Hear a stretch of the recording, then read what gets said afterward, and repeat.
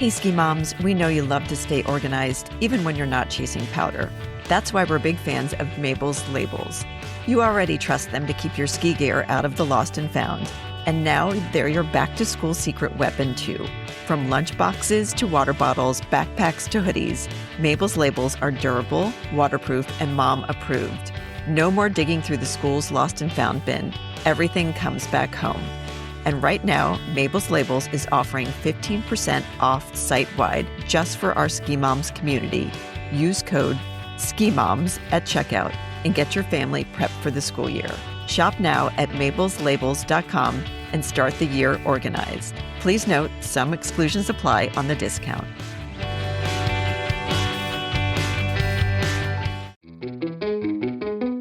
Welcome back to the Ski Moms podcast. It's season 5 and we're hitting the slopes. We're sharing real, unfiltered stories of motherhood on the snow. From conquering the bunny hill with toddlers to squeezing in your own powder days, this season celebrates every type of ski mom. Thanks for joining us. We've got a great season lined up, and be sure to subscribe so you never miss an episode. Quick little update on this episode.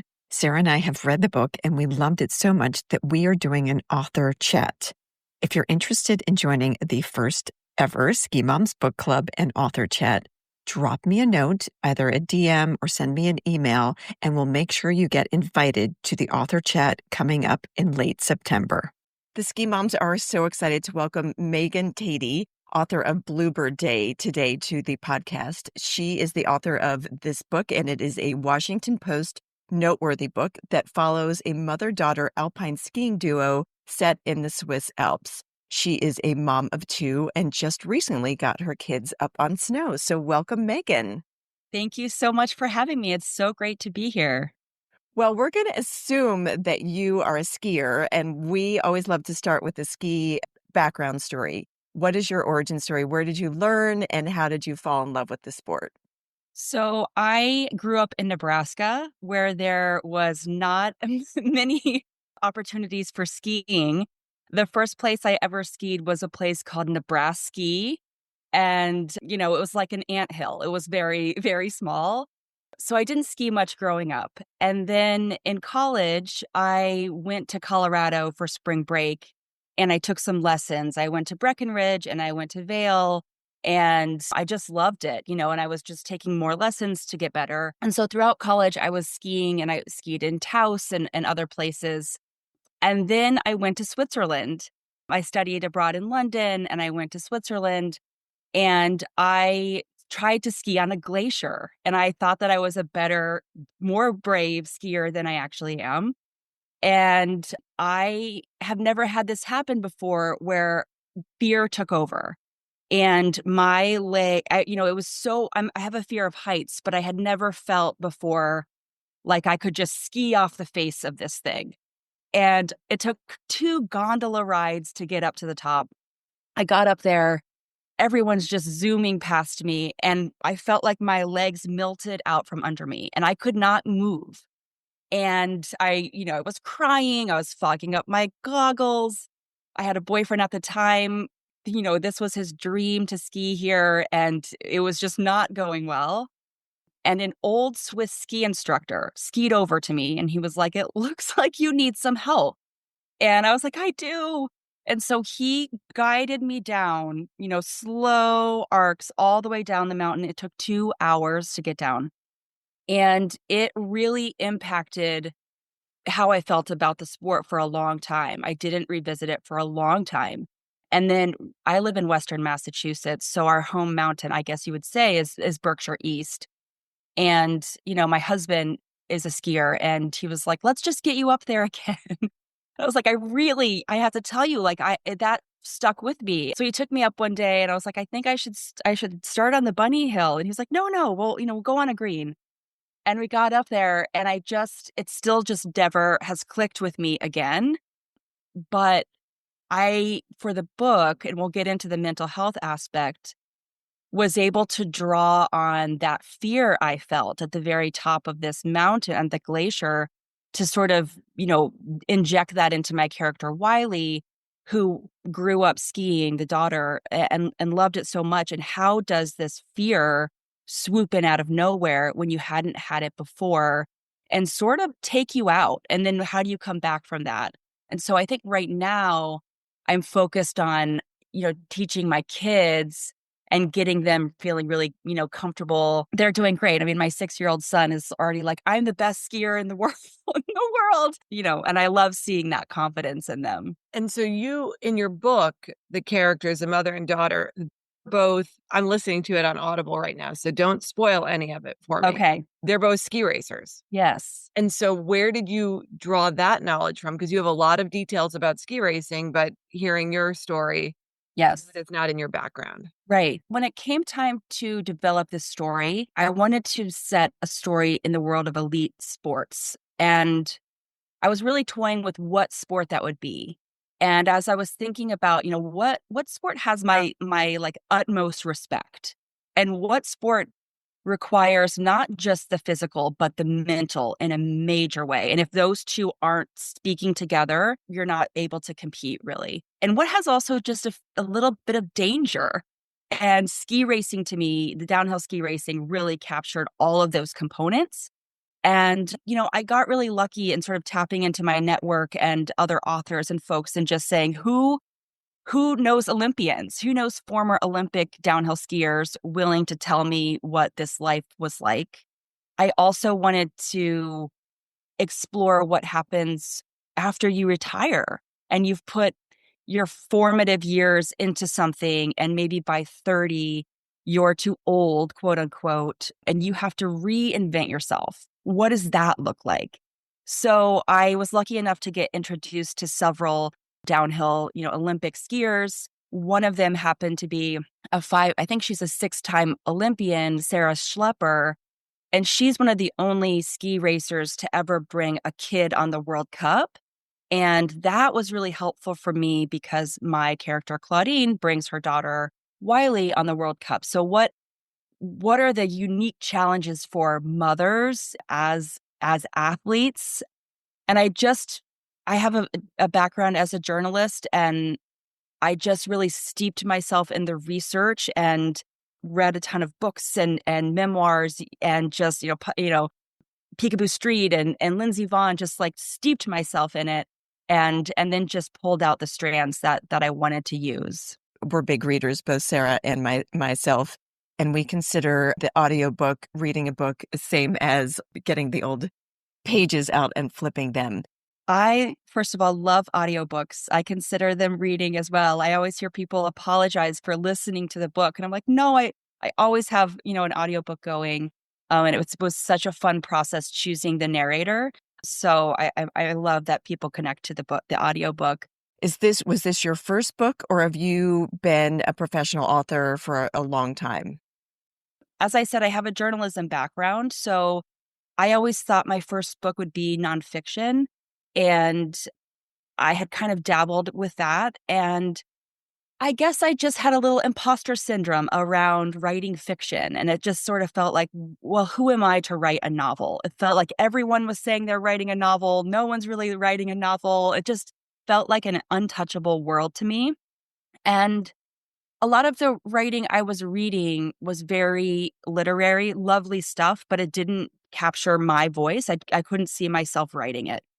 And then I think about 15 years ago, I just started dabbling with short stories and fiction, and I started taking some classes. And my first novel is called Super Bloom. It came out in 2023. It's about a massage therapist in Vermont who works at a luxury spa.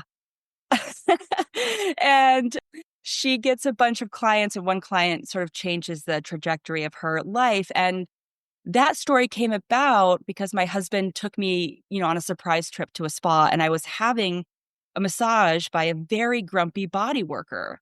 And I was sort of like, well, what is her story? And that is, There's so many grumpy people in Vermont. It's so on brand. I mean, Sarah and I are constantly trying. I think it's because they don't want more people to move here. They do, but they don't. I know. So I wanted to ask her all these questions, which felt inappropriate, but I left that room not with this, transformative massage, but with this novel idea flooding through me.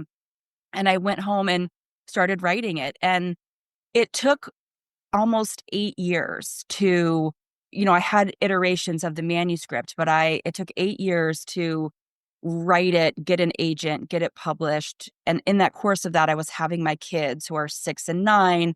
I was running my writing and editing business as a copywriting business. So I was often writing around the edges of my life for quite a while. And it took me a long time to even say to friends and family, like, I want to be a novelist. It just felt so intimidating to put it out there. But then when I kind of began to grasp it a little more, things began to move a little more quickly. And, now I have 2 books out and I'm working on a third, and who knows, but I love writing, and I love inhabiting these worlds that are something that I wouldn't normally, do. Yeah, and I love the game of creating backstories of people, when you're getting coffee or you're waiting for at the airport. It's it's a fun game to play with kids too. And I think that you've given yourself license to do this is amazing. So we're really, really happy for you that you believed in yourself enough to put it in words and then put it out there in the universe. Thank you. That's very kind of you to say. I think I often, a lot of women ask me for advice about writing. And I think one thing that really helped is that when I began to, I think as women and moms, we often use this word sneak, like I'm going to sneak some writing in, or, you send a text message to a friend, can you sneak out and meet me? And there is something that is almost makes it seem like what you're doing is criminal, like you have to do it behind your family's back. And I began to notice that and sort of take it out of my language and putting that in front, more forthright for my family and being like, I'm writing today, or mom, mommy's writing. I'll be ready in a little while. Of course, I'm hearing Paw Patrol in the background, and it's hard to sort of turn that off. But then my family followed my lead, and they were like, okay, this mom, or my wife, being in her imagination, being creative is one of our central values in our family system, and it's really important to her, and so it's important to all of us. And that just really shifted things. And there are trade-offs, moments where I'm like, I should probably be matching all the socks because where are they? Or I could do 20 minutes of writing, and sometimes the socks don't get matched. But really putting that front and center for my family has been an amazing change. And I'm so grateful to have a husband and kids who are like, yeah, all right, we're following your lead. That's amazing. And I do feel like the socks never match no matter what. So Where are they? I have a whole collection of them right now. I know. So I'd love to go back to the book, though. I was very interested. Like I said, I'm only in the beginning of the book, but Wiley is training for a competition. And I'm wondering about, through your conversations with these World Cup athletes who had since retired, if there was something about their experience that led you to incorporate that aspect. In the beginning of the book, Claudine and Wiley are estranged from each other, and they haven't spoken in a few years, partly because Wiley quits the sport to go to art school, and Claudine doesn't quite understand why, and knows that she's had performance anxiety, but comes from a more old school, different generation that's sort of like mental toughness, like you grit it out. And Wiley's sort of like, but I don't want to do that. And they just don't understand each other. So they've been estranged for a while. And yet, I think Wiley is this physical specimen. She is just an amazing athlete. She could, really excel at anything she does. And she finds that she's been brought up in this sort of black and white paradigm of, you either excel or you're kind of a loser. And so she doesn't know how to turn that off. And she's quit the sport that wasn't working for her, although she misses aspects of it. But now is incorporating this other fitness competition that is also really hard on her body and hard on her mind, and is having, kind of requiring her to restrict food and just have a restrictive lifestyle. And she, over the course of the book, without spoilers, is trying to come to terms with why she's allowing that in her life. And is there a softer approach for her? Is she yearning for something? Is she wanting Is she wanting food with crumb structure? Is she wanting just more fulfillment? And I wanted her to go on a little bit of a journey on that to find out really what she's seeking and what if she had to answer it for herself and not this sort of controlling boyfriend in the beginning and not her mom or grandfather, what would that be? And what is she called to do? And it takes her a while to find that answer. When you're building out these characters, do you create sort of a wall of inspiration where you have sort of like she would wear this, and this is how she would take her coffee, and this is how she would wear her hair? How do you keep all of the details that make writing so rich and impactful and it creates characters that stick with us? How do you keep all of that straight? That's a really great question. I know so many authors have, walls full of pictures and spreadsheets. There are terms in writing that's called you're either a pantser or a plotter. And a pantser is someone who flies by the seat of their pants as they write, and another person is a plotter. They plot it all out. And I'm definitely a pantser. I love the element of surprise that comes up as I write. And I really delight in being like, oh my gosh, that's what she's doing. And I have a general idea of this arc of the story, but in the day-to-day, I like the surprise to bubble up. At the same time, it is really important to figure out the distinctive elements of each character and to know, well, what is there like a habit or a trait in the way that Wiley talks, in the way she walks, how she wears her hair. Her hair is always sort of no-nonsense braids. And I knew that I would have that throughout the storyline for her. And for me, I'm just kind of tracking that in my mind, and I'm working with an editor who's helping me track those things and making sure. I almost think of it as if you can picture Cinderella, the movie Cinderella, where the bird is sort of like stitching the ribbons around Cinderella when she's getting dressed, and the sort of pulling the ribbon all the way through the story and making sure there's not any loose ends. And so, okay, if Claudine has this sort of tick or mannerism, we make sure that that's amplified later on. And so, for instance, for Claudine, I wanted this story in the very background to also be a book about climate change. And you can't really talk about winter and winter sports without being like, things are changing. And if we love winter and we love snow sports, we have to come to terms with it and do something. But I didn't want it to be hit you over the head with it, a manifesto.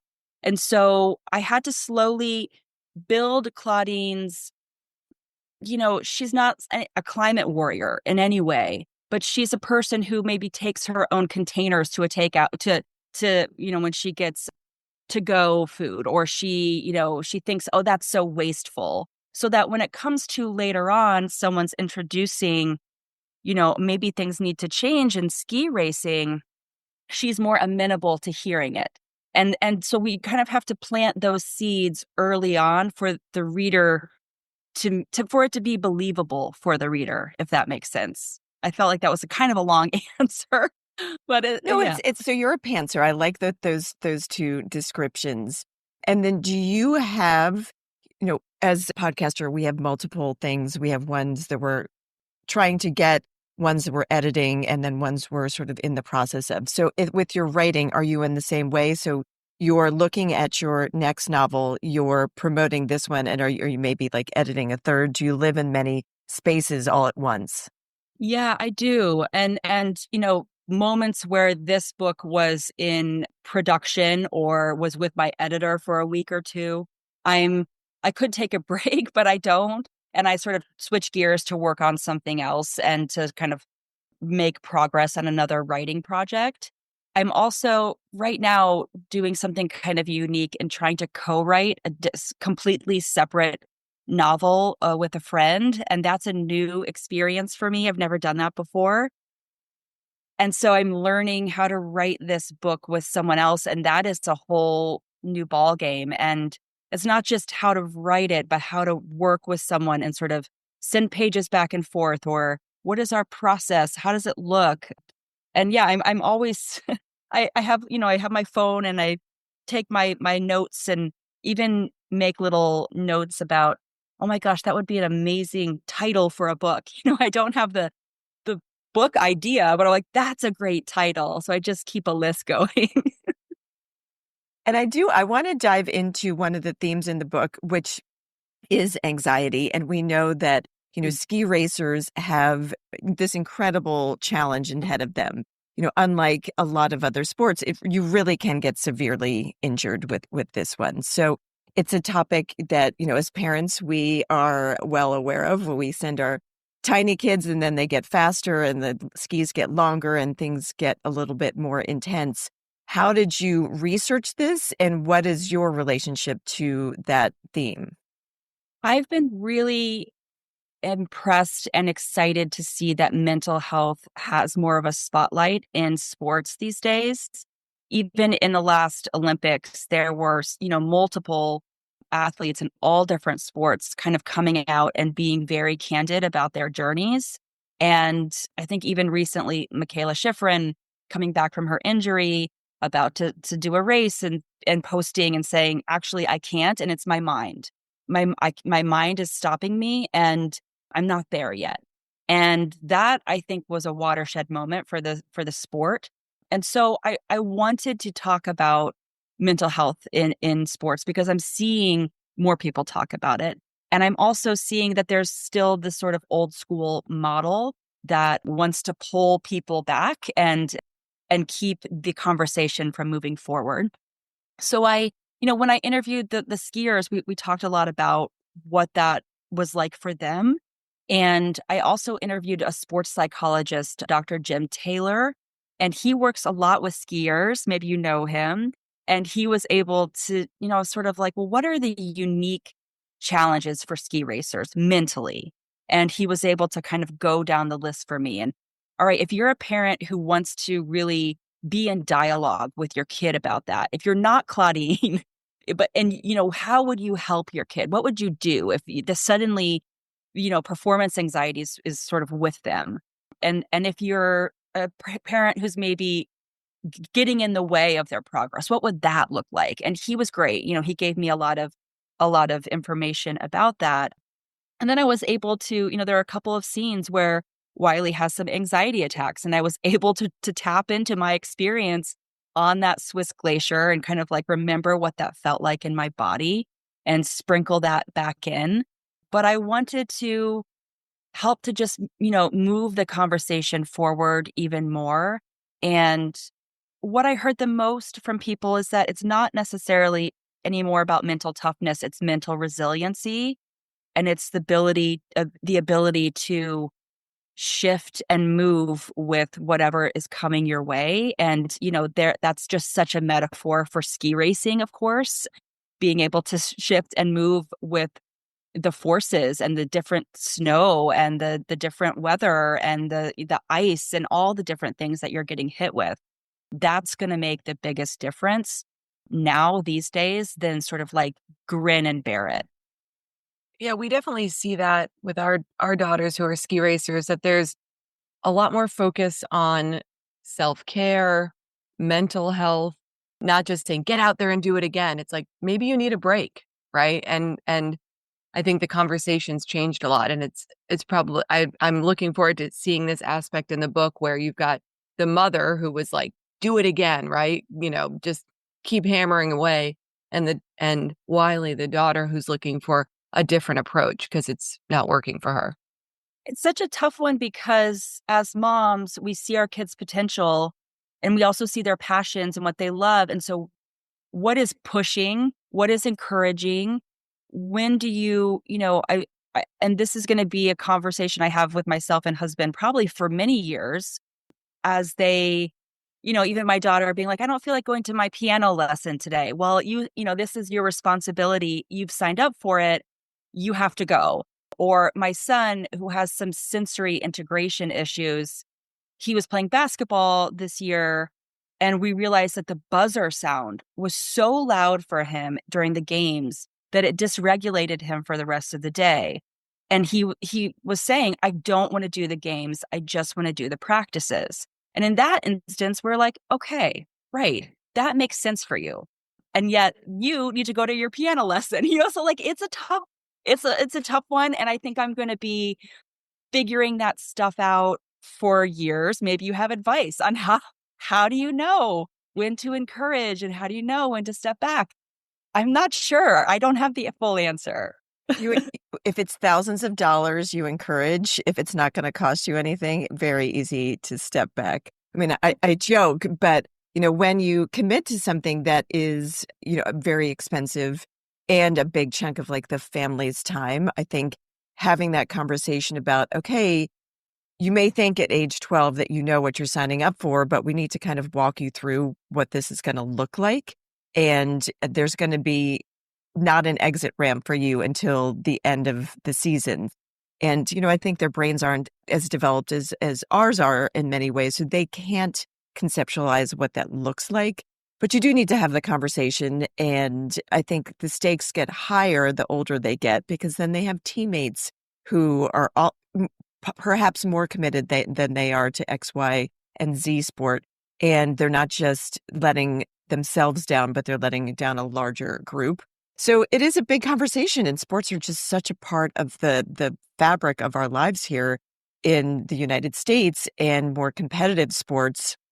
I mean, it's something that Sarah and I will continuously talk about, and I'm glad that you're writing about this relationship. And we certainly see within the ski racing world that pressure. If you were a world-class skier, it's almost impossible to remove that from the parent-child relationship. One of the great gifts Sarah and I gave our children is that we are not ski racers. We just love skiing, which is a vastly different relationship. Yeah.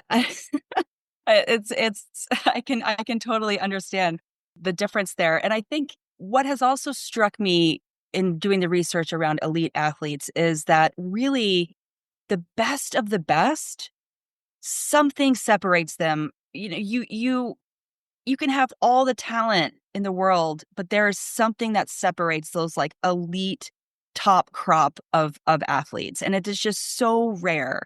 And when I watch the Olympics, I often focus on, if I'm watching, say, a race, like a running race, I often focus on cross country or something, focus on the people who are coming in last and who probably are coming to the Olympics the best in their country.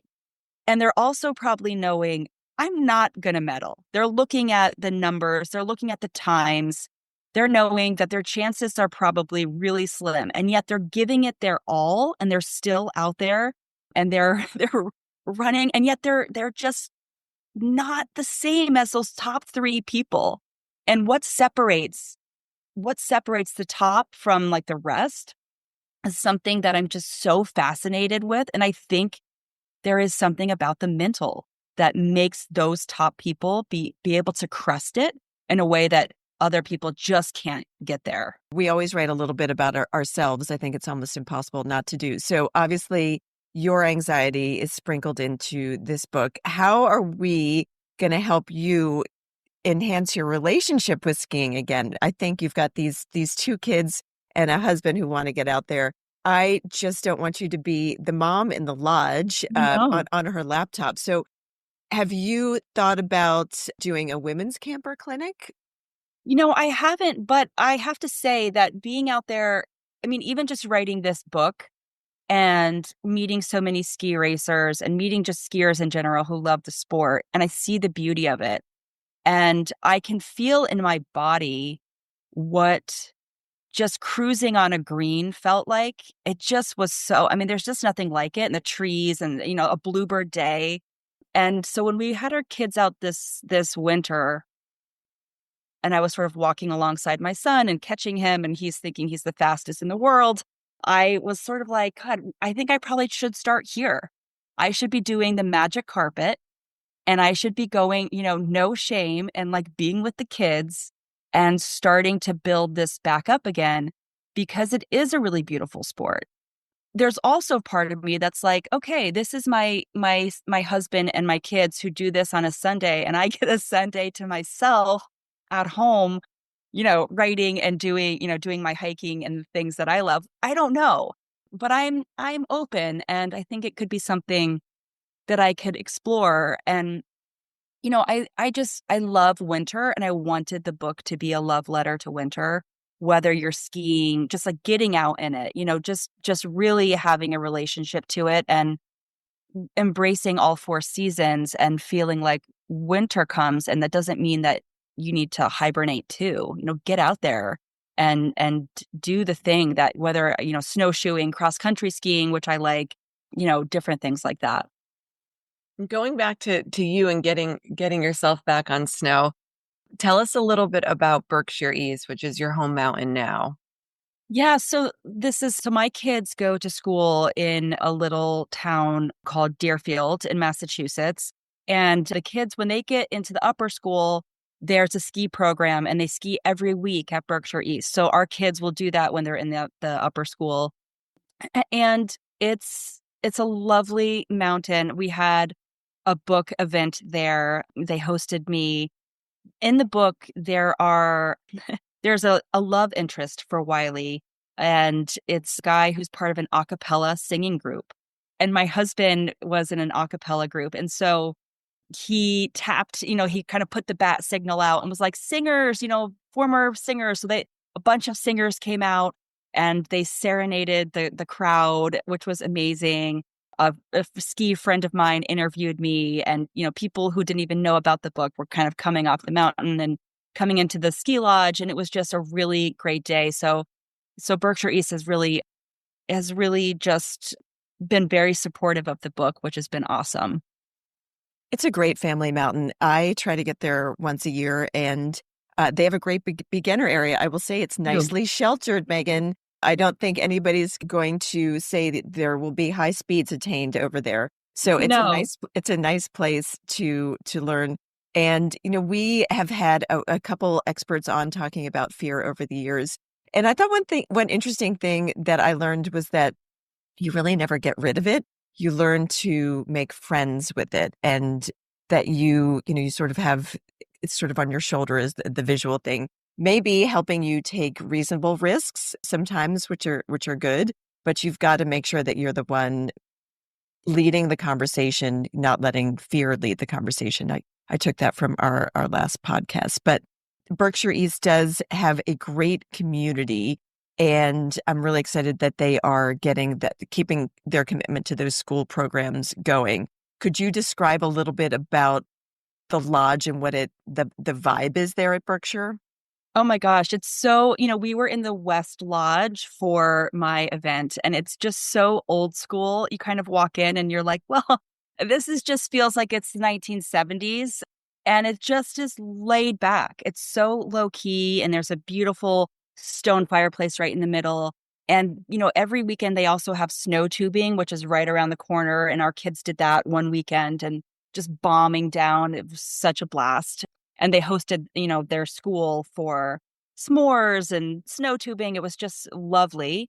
So and they have a little dining area and food, and you just feel like it's just retro. You feel like you've stepped back in time. And then the Crazy Horse Lodge, which is the bigger lodge, is just beautiful and noisy and full, teeming full of life and all sorts of, ages and ranges of skiers. And they host music events and things like that on the weekends. And it's just a lovely family mountain. And do they also have night skiing there? They do. Yeah. That gives us people a lot more access right after work and after school. These mountains, these ski resorts are really having to figure out they've always had to, but how to make things sustainable for themselves year round. And Berkshire East has really done that with this sort of mountain coaster that they have in the fall and summer. And then they have this great sort of adventure course that you can do. So they're trying to offer things year round, which I think is great.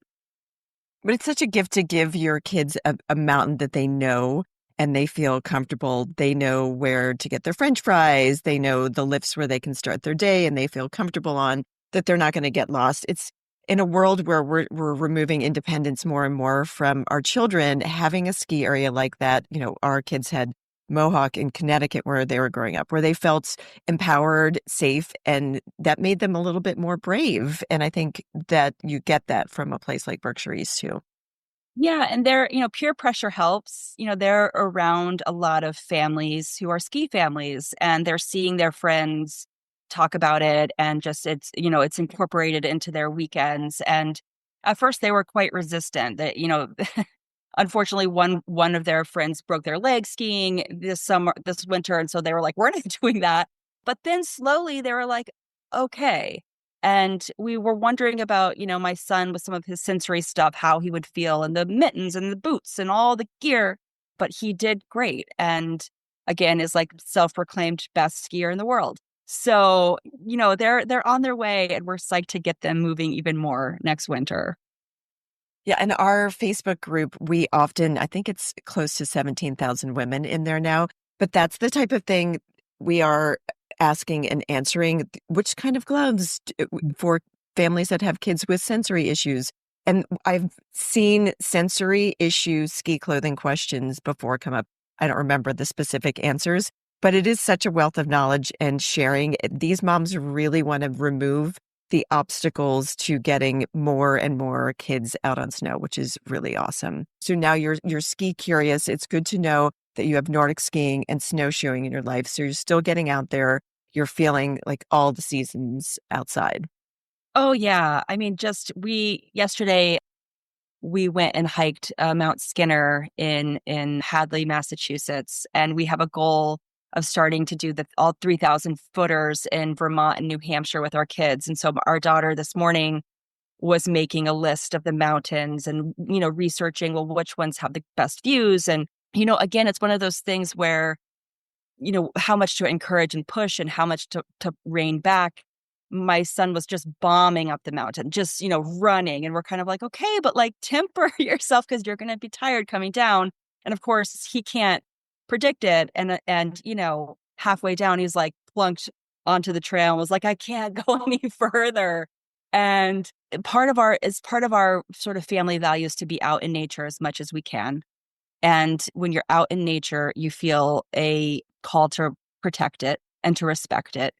We want to be off our phones and off devices as much as possible. So, a day on the slopes or a day hiking or somewhere else, just make sure that we are not on screens and just having that sort of digital detox. I think there's been so much science done around what being in nature does to the brain and the body, and how it can restructure your mind, and how it even opens up sort of pathways to forgiveness. And I wanted to play with that aspect of nature in the book and sort of draw on that science without naming the science, and give Wiley and Claudine, they've been hashing out these old arguments and it's not working. They're entrenched. And so what happens when you're working side by side with somebody, you have a project together, or you're working towards something, and you're in nature and you're in snow, you're in, and the awe effect, when you are in awe in nature, it does calm your nervous system. It allows you to be more receptive to others, and it opens up your heart for forgiveness. And there's that, real science to back that up. So I wanted to play with that in the book. And I feel like we're trying to do that in our own family as well. Well, I love how you've woven so much of these ideas into the book. As a ski racing mom with daughters, it definitely resonates with Nicole and I. Obviously, they're not at this elite level, but we've had moments and interactions with our daughters, right, Nicole, over the years. And I love how you wove in the anxiety and mental health aspect, and some of the climate change. There's definitely a lot packed in there. And it's some of my favorite topics as well, the Swiss Alps and ski racing. So it kind of packs everything in there. And I'm so excited to keep listening to it. Oh, thank you. And we always like to wrap up. I know, you're just getting back into skiing, but we always like to wrap up hearing about what après ski looks like for you and your family. So I think that's going to be a new thing for us. We haven't après skied as a family. Although, I would say the last time it was part of this whole school day thing. So we had hot cocoa, we had s'mores. It was just very sweet. So I think we're going to have to figure that stuff out. But when we sort of après ski after hiking, after any of these things that we do, you just sort of revel in the endorphin high. and come back and make a huge, awesome, really healthy meal and chill out and just, all last night, because our kids reached the summit yesterday, and they were so pumped. And we were also like, whoa. And you just kind of revel in your accomplishment. Like, whoa, we did that. We are so strong and able-bodied. This was awesome. Well, we love how you are bringing your family into the outdoors and that you're sharing it through your work. Where can we find more of you? Where can we get a list of all of the books that you have? Do you have a social media presence? Do you have a website where our listeners can learn more? Great question. So I am on Instagram at Meg Tady, Tady, and my website is megantady.com. Thank you so much for your time and your creative energy. And please let us know if we can help you as you're trying to navigate this journey of getting back out on snow. Thank you so much. I really appreciate it. Hey, ski moms, we hope you enjoyed today's episode and got some great tips for your next family ski adventure. If you had as much fun listening as we did making this episode, we'd love for you to hit that subscribe button so you never miss out on our latest episodes. And don't forget to rate and review us. Your feedback helps us bring you more of the content you love and helps other ski moms find our podcast. Plus, we love hearing from you.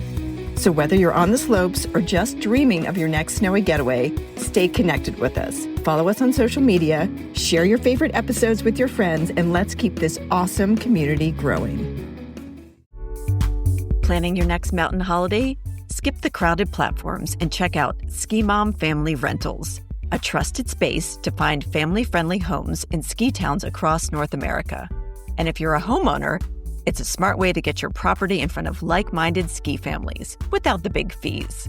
Whether you're booking your next getaway or want more visibility and bookings for your home, visit skimomfamilyrentals.com and make your mountain time matter.